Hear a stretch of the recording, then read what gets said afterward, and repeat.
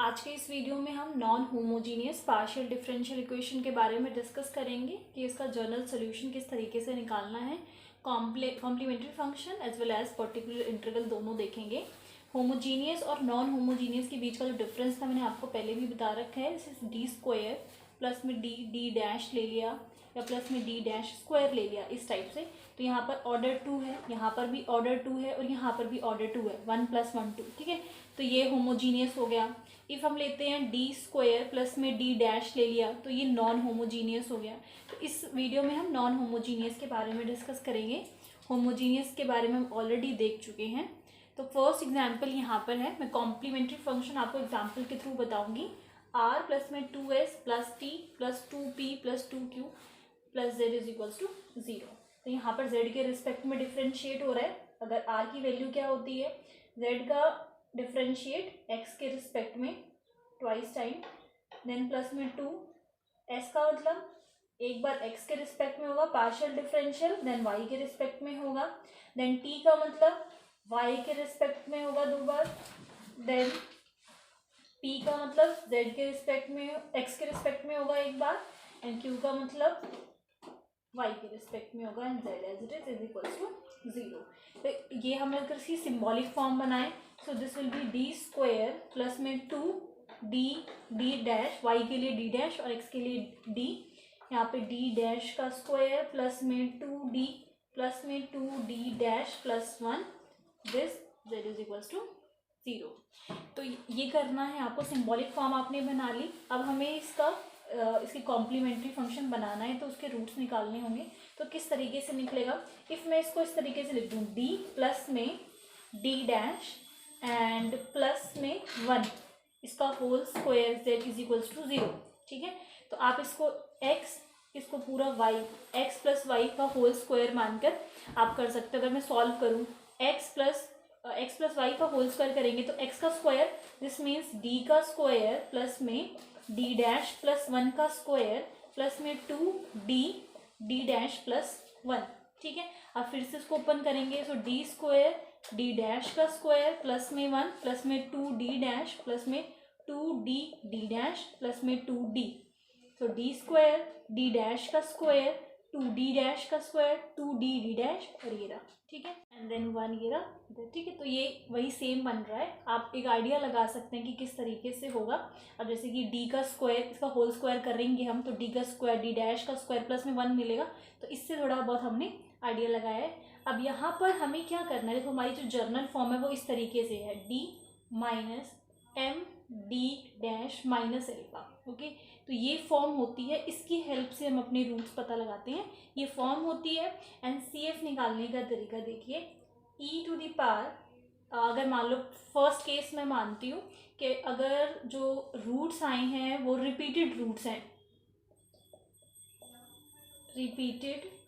हैं, तो ये CF निकालने का तरीका, CF is equals to e to the power alpha x phi 1 y plus में mx plus x e to the power alpha x phi 2 y plus में mx। क्योंकि यहाँ पे रिपीटेड रूट्स थे इस वजह से ये x आ गया।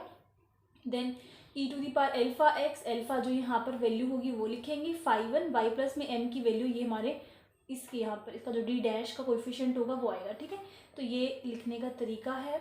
सेकेंड, अगर रूट्स जो हैं वो रिपीटेड ना हो, डिस्टिंक्ट रूट्स हो, तो जो CF निकालने का तरीका है, e to the power alpha x phi 1 y plus में mx, then e to the power, then again जो डिफरेंट अल्फा होगा, अल्फा 1 एंड अल्फा 2 मान सकते हैं। यहाँ पर जो डिफरेंट अल्फा होगा, ये यहाँ पर अल्फा और अल्फा इसलिए लिखा है क्योंकि रिपीटेड रूट्स थे। तो यहाँ पर अल्फा x या अल्फा 1x आप ले लो, देन फाई 2 y प्लस में दूसरा जो रूट होगा y, अगर इसको m1 लेना है तो इसको m2x, तो यहाँ पर ये इसके रूट्स जो हैं यहाँ पर आ जाएंगे, अल्फा की वैल्यू यहाँ पर आ जाएगी। ठीक है, तो ये तरीका है। जनरल फॉर्म क्या है, ये d माइनस में m d dash minus alpha. अब यहाँ पर आपको देखो क्या फॉर्म मिल रही है, d plus d dash plus में 1। तो यहाँ से अगर मैं कंपेयर करूँ तो m की वैल्यू जो हमें मिल रही है वो है -1, और यहाँ पर एल्फा की वैल्यू मिल रही है वो है -1। ठीक है, तो हमारा सी एफ यहाँ से बनेगा, और क्योंकि ये स्क्वायर है तो हमें दोनों जो रूट्स मिलेंगे वो सेम ही मिलेंगे। तो सी एफ यहाँ से आ गया e to the power minus alpha था तो एल्फा की वैल्यू माइनस है, तो minus x five one y plus में एम एक्स था तो यहाँ पर सिंपल ये आ गया। Then again e to the power this five two y minus में एक्स, ये सी एफ हो गया। अब क्योंकि यहाँ पर ज़ीरो है राइट हैंड साइड पे तो पर्टिकुलर इंटीग्रल इसका नहीं होगा, एंड जर्नल सोल्यूशन में सिर्फ हमारे पास सी एफ आ जाएगा जिसका सोल्यूशन ये है। सो आई होप आपको फर्स्ट एग्जाम्पल क्लियर है।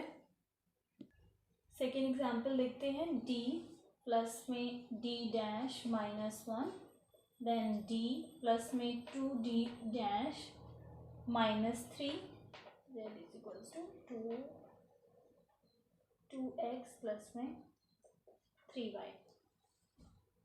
अब यहाँ पर अगर हम कॉम्प्लीमेंट्री फंक्शन इसका निकालें तो यहाँ पर मतलब सिंपल फॉर्म ऑलरेडी बनी हुई है, डी माइनस में M D dash minus alpha होता है, यहाँ पर भी वही सेम फॉर्म है, D minus M D dash minus का एल्फा। इस केस में एम की वैल्यू आ रही है माइनस वन एंड एल्फा की वैल्यू आ रही है सिंपल वन, और इस केस में एम की वैल्यू आ रही है माइनस टू एंड एल्फा की वैल्यू आ रही है थ्री। ठीक है, तो सी एफ हमने यहाँ पर बना लिया, ऑलरेडी फैक्टर्स के फॉर्म में था तो ज़्यादा कुछ करने की ज़रूरत नहीं पड़ी। ई की पावर यहाँ पर एल्फा होता है तो simple e to the power x five one y minus x plus में e to the power three x five two y minus का टू एक्स। अब आ जाते हैं पर्टिकुलर इंटीग्रल पे, क्योंकि इस टाइम पे यहाँ पर आर एच एस ज़ीरो नहीं है, सो this will be one upon में डी प्लस में D dash minus one, D plus में टू डी डैश माइनस के थ्री, और यहाँ पर है टू एक्स प्लस में थ्री वाई। तो सिंपली हम क्या करेंगे, वो फॉर्म बनाएंगे नॉन होमोजीनियस के केस में ऐसे ही वन माइनस एक्स का दिस इन्वर्स और इसकी आइडेंटिटी लगा देंगे, या फिर आप अगर ऐसी फॉर्म बन रही है तो इस तरीके से भी फॉर्म बनाकर इसका एक्सपेंशन यूज़ कर सकते हैं। तो यहाँ पर जो हम कॉमन लेंगे वो है माइनस वन, सो दैट इस तरीके की फॉर्म बन जाए, और यहाँ पर हम लेंगे कॉमन माइनस थ्री। ठीक है, तो माइनस वन यहाँ से कॉमन आया, माइनस थ्री यहाँ से कॉमन आया, नेगेटिव नेगेटिव जो है कैंसिल हो जाएगा।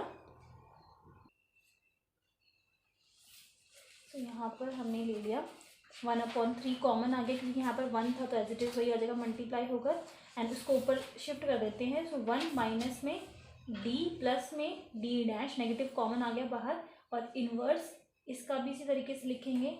सो वन माइनस में D plus two D dash, यहाँ पर थ्री कॉमन नहीं था तो यहाँ पे बाई थ्री इस तरीके से आ जाएगा, और इसका होल इन्वर्स। ठीक है, और this as it is two x plus में थ्री वाई। अब वन माइनस एक्स, इसका इन्वर्स का क्या होता है, one plus X square plus X cube and so on. तो हम ज़्यादा नहीं, एक फर्स्ट टू टर्म्स लेकर सिंपल सॉल्व कर देंगे। So this will be one by three, one यहाँ पर x क्या है d प्लस में d डैश, और रेस्ट एज इट इज, इसका भी वही सेम ले लेते हैं, प्लस में वन, ये कुछ इस तरीके से हो जाएगा, पहले ऐसे लिख लेते हैं, देन वन प्लस में D dash two D dash by three and so on two x plus में three y. Next simple multiplication करना है, ये टर्म जो है पूरी से मल्टीप्लाई होगी, ये जो टर्म है वो पूरी से मल्टीप्लाई होगी, तो हमें ज़्यादा टर्म्स नहीं लेनी है, सिंपल हम दो तीन टर्म्स लेके करेंगे, one into one one. Then अगर जब इसको इससे मल्टीप्लाई करेंगे, जैसे दो तीन टर्म्स हमने लेनी है, तो दिस इज डी, यहाँ पर होगा वन बाई थ्री, तो डी प्लस में यहाँ पर सिंपल का कोएफिशिएंट हम वन ले लेते हैं, वन प्लस में इधर वन है कोएफिशिएंट, यहाँ पे वन बाई थ्री कोएफिशिएंट है, डी कॉमन, तो this will B three, four by three D ले लिया हमने, प्लस में फोर बाई थ्री। इसी तरीके से डी डैश का ले लेते हैं, यहाँ पर वन सिंपल, यहाँ पर two by three and D dash, तो थ्री वन से three, four five by three D dash. ठीक है, तो एक टर्म हमने डी डैश की ले ली, बाकी रेस्ट हमें लेने की ज़रूरत नहीं है, एक्सपेंशन काफ़ी बड़ा होगा तो ज़्यादा नहीं, plus dash dash dash two x plus में थ्री वाई। जब वन से मल्टीप्लाई करेंगे इसका, तो one by three two x plus में three y as it is, then four by three as it is, यहाँ पर डिफ्रेंशिएट होगा इसका। अब क्योंकि यहाँ पर ये तो ज़ीरो हो जाएगा, D is differentiate with respect to X, तो सिंपल टू आ जाएगा यहाँ पर, सो फोर टू ज़ा एट कर देते हैं यहाँ पर, then five by three D dash, y के रिस्पेक्ट में सिर्फ डिफ्रेंशिएट होगा तो ये वाला पोर्शन 0, तो यहाँ पे बचेगा 3, 5 3 ज़ा 15, तो यहाँ पर हम 5/3 यानी यहाँ पे बचेगा 3, तो ये कैंसिल हो जाएगा 15 में, तो 3 से 3 कैंसिल हो रहा है यहाँ पर, then this as it is. अब यहाँ पे सॉल्व कर चुके हैं हम अंदर मल्टीप्लाई करके, यहाँ पर सिर्फ हमारे पास ये यहाँ पे 5/3 नहीं आएगा, सिंपल बचा 5, ठीक है, तो यहाँ पर इसमें 5 अंदर मल्टीप्लाई करेंगे, सो दिस विल बी 2 3/x, 3 से 3 कैंसिल प्लस में y, एंड देन इसको 3 से 3 मल्टीप्लाई 8/9 एंड प्लस में 5/3, इसको सॉल्व कर देंगे आगे, 2 3/x प्लस में y and this will B plus 23/9। ये हो गया हमारा final answer. So I hope आपको दोनों एग्जाम्पल क्लियर है। नेक्स्ट वीडियो में आगे हम कंटिन्यू करेंगे। इस वीडियो में बस इतना ही। Thank you for listening.